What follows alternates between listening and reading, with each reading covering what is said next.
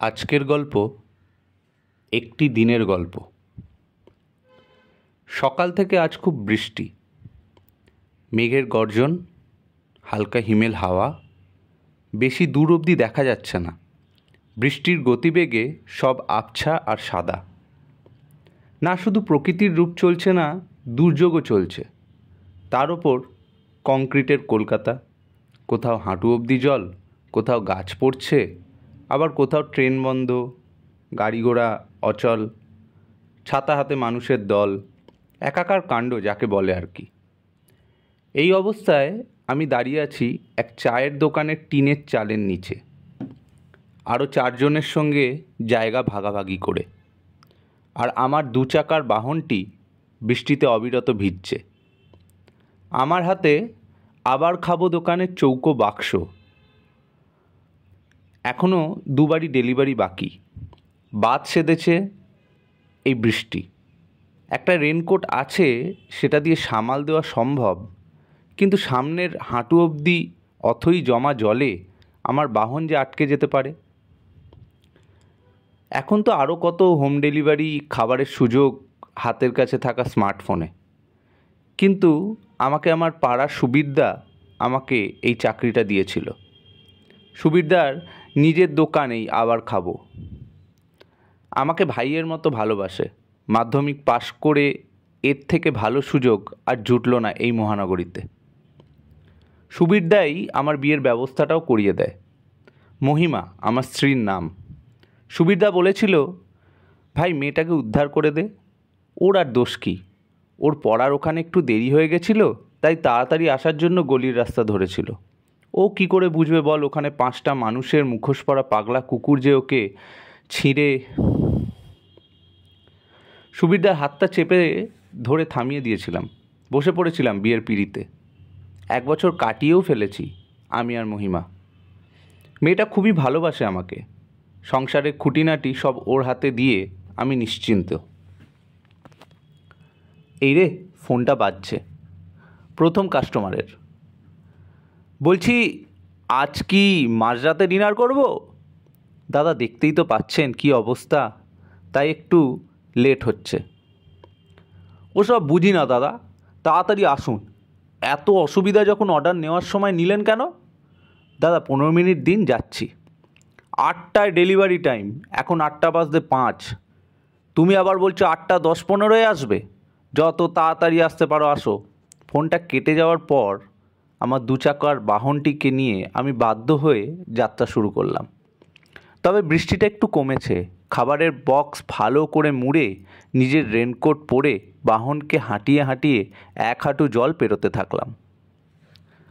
শেষমেশ পৌঁছালাম গন্তব্যে। ডেলিভারি সময়ের 15 মিনিট দেরিতে। মোটা সোটা এক ভদ্রলোক বেরোলেন, খাবার নিয়ে নিলেন, টাকাও দিলেন। আবার বললেন, এত দেরি করে দেওয়ার কারণ কি? বৃষ্টি? এতই যখন অসুবিধা, দোকান বন্ধ করে দিন। বৃষ্টিকে অজুহাত দিয়ে লাভ কি? আমরা কি ফ্রিতে খাচ্ছি? টাকাও দেবো, সময় মতো পাবো না, ইয়ার কি হচ্ছে নাকি? যত সব বাজে সার্ভিস। মনে মনে 2-4টে গালাগালিও দিল মনে হয়। মুখ লাগালাম না। আর লোকটার সাথে কি লাভ মুখ লাগিয়ে? ভাবতেই কেমন একটা লাগে। কোথায় বাস করছি, কাদের সাথে বাস করছি? এত দূর, এত কষ্ট করে এলাম, তার কোনো দাম নেই। এইসব ভাবতে ভাবতেই আবার ফোনে রিং। ফোন তুলেই ওপার থেকে, কাকু তুমি কখন আসবে? আমার বন্ধুদের খিদে পেয়েছে। প্রথমে হকচকিয়ে, তারপর সামলে নিলাম। বুঝলাম এটা আমার পরবর্তী কাস্টমার। আসছি বাবু, তোমারও তো খিদে পেয়েছে, আর 10 মিনিট। ঠিক আছে, তাড়াতাড়ি এসো কাকু। ফোনটা কেটে গেল। বাচ্চা মেয়েটার মিষ্টি গলাটা শুনেই মনটা ভরে গেল। ভুলেই গেলাম আগের ঘটনার কথা। মিনিট 10-এর মধ্যেই আমি পৌঁছালাম আমার আজকের শেষ গন্তব্যে। এটা একটা অ্যাপার্টমেন্ট। দরওয়ানকে বলে ঢুকলাম। খুব সুন্দর অ্যাপার্টমেন্টটা। আমি তো প্রায় ভিজে কাক হয়ে গেছি, ঠান্ডাও লাগছে। দরজার সামনে পৌঁছাতেই দরজা খুলে একটা ফুটফুটে পুচকি মেয়ে বেরোলো।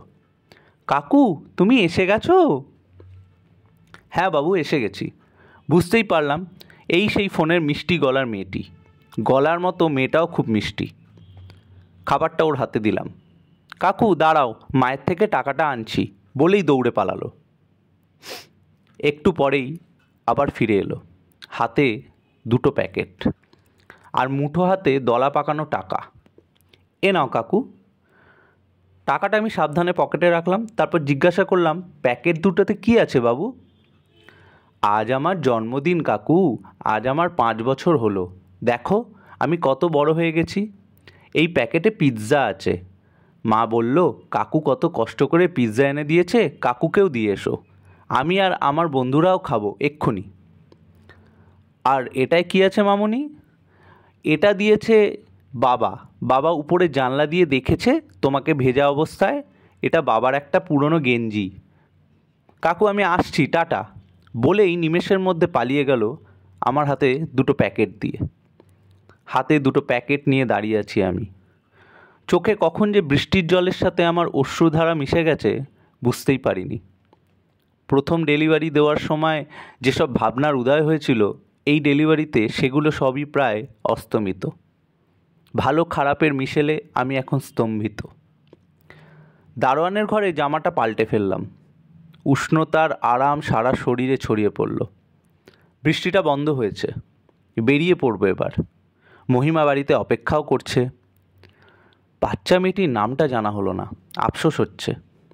হঠাৎ মনে হলো দারোয়ান যদি জানে, জিজ্ঞাসা করি একবার। ওর নাম মেঘ। বাড়ি ফিরে হাত মুখ ধুয়ে পিৎজার প্যাকেটটা খুললাম মহিমার সামনে। বাড়ির রাতের রুটি তরকারি পরে খাওয়া হবে, তাই আগে পিৎজার প্যাকেট খোলা হলো। মহিমার চোখে মুখে একটা উজ্জ্বলতা লক্ষ্য করছিলাম আমি। অনেকক্ষণ ধরে মহিমা কিছু একটা বলার জন্য ইতস্তত বোধ করছিল, বুঝতে পারছিলাম না আমি কি কথা বলতে চাইছে ও। মহিমা বলল, ওই একটা কথা ছিল। বলো। আর কদিন পর আমাদের সংসার 2জন থেকে 3জনের হতে যাচ্ছে। মানে? ধুর বুদ্ধু। মুখ লাল মহিমার। তুমি বাবা আর আমি মা হতে চলেছি বুদ্ধু। আমি খুশিতে আত্মহারা হয়ে উঠলাম। পিৎজা খাওয়া বন্ধ করে জড়িয়ে ধরলাম মহিমাকে।